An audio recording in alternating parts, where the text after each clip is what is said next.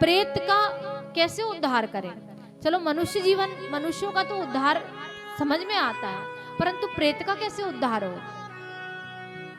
धन्यम भागवती वार्ता प्रेत पीड़ा विनाशिनी। धन्य है ये भागवत जो प्रेत की पीड़ा को भी विनाश कर देती है। अब तो गोकर्ण जी ने कहा अच्छा तुम अभी जाओ और कल तुम पुण्य ही मैं तुम्हें बताऊंगा, तुम्हारी मुक्ति का कुछ ना कुछ साधन मैं जरूर करूंगा। गोकर्ण जी ने अगले दिन सूर्य नारायण को जल दिया और सूर्य नारायण से प्रार्थना की कि आप ही इसके लिए कुछ बताइए कि इसका कैसे उद्धार हो, इसकी प्रेत योनि से इसका उद्धार कैसे हो। तो गोकर्ण जी को सूर्य नारायण ने कहा कि आप सप्ताह श्रवण की विधि श्रीमद् भागवत कथा इनको श्रवण कराइए। गोकर्ण जी ने ऐसा ही किया और सप्ताह भागवत रखी। सारे गांवों के लोग आए और कथा श्रवण करने लगे। धुंधकारी भी आकर एक बांस की जड़ में बैठ गया और बांस की जड़ में बैठ के वे कथा श्रवण करने लगा।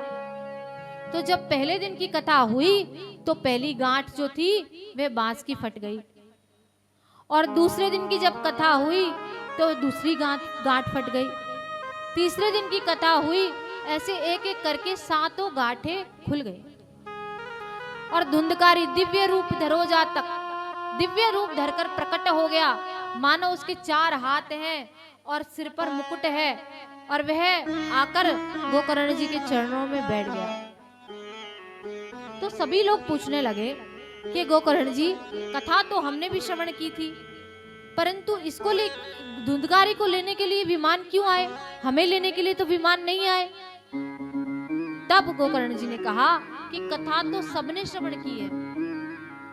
देखिए श्रवणम कीर्तनम, श्रवण और कीर्तन और मनन और चिंतन, हम सुनते तो सब हैं लेकिन हम उसको चित्त में से चिंतन नहीं करते। यहां से सुनेंगे और इस कान से निकाल देंगे, अभी सुनेंगे परंतु हम फिर अनेकों कार्य में लग जाएंगे, सब भूल जाएंगे।